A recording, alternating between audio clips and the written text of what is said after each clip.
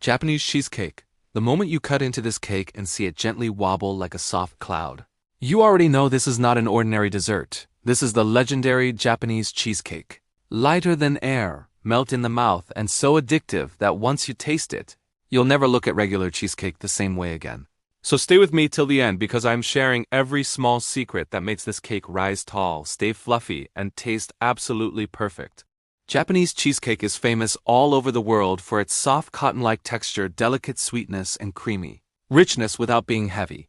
And today, we're remaking it from scratch at home with simple ingredients and a technique that anyone can master if you follow carefully, because this recipe is not about rushing, it's about patience, temperature control, and understanding the batter.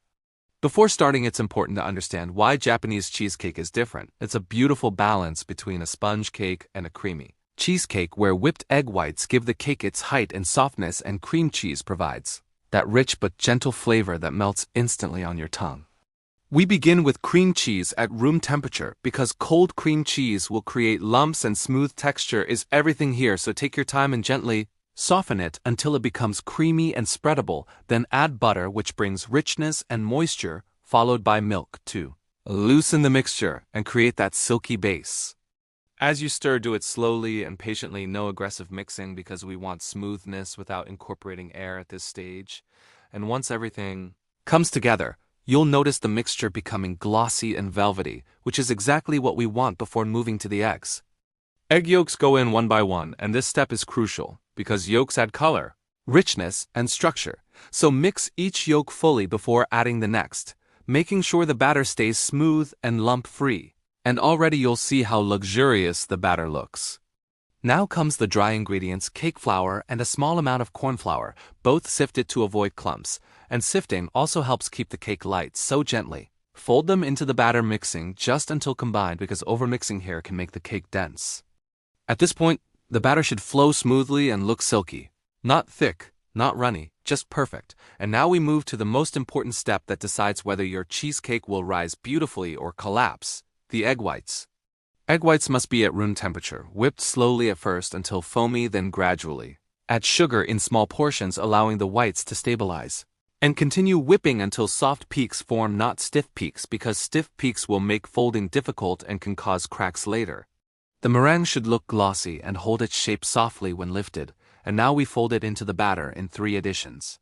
The first portion can be mixed slightly more to loosen the batter, and the remaining portions must be folded gently using a spatula with slow, careful movements from bottom to top.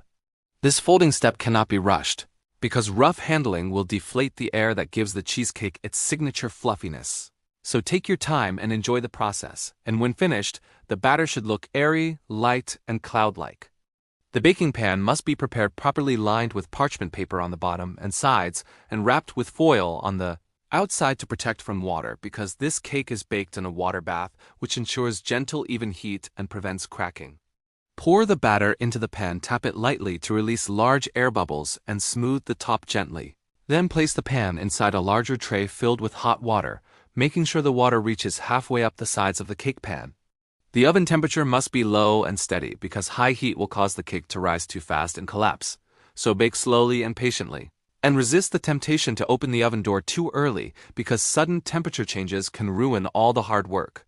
As the cake bakes, your kitchen will fill with a delicate aroma of cheese and vanilla, and you'll see the cake slowly rising like a soft pillow, golden on top and beautifully tall. And once baking is complete, turn off the oven and let the cake rest inside with the door slightly open. This cooling process is just as important as baking because sudden cooling can cause shrinkage, so let the cake relax gradually, allowing it to keep its shape and soft texture. Once cooled, gently remove the cake from the pan, peel off the parchment paper, and get ready for that magical moment. The gentle wobble that shows you've done everything right. And when you slice it, notice how the knife glides through effortlessly. Each bite is soft, airy, slightly sweet, and creamy at the same time, making this dessert perfect for tea time, special occasions, or when you simply want to treat yourself with something elegant and comforting. Japanese cheesecake is not just delicious. It's also lighter than traditional cheesecake, lower in heaviness and easier to digest, making it a wonderful dessert choice for those who want indulgence without feeling too full. And it's a great way to introduce refined baking techniques into your kitchen.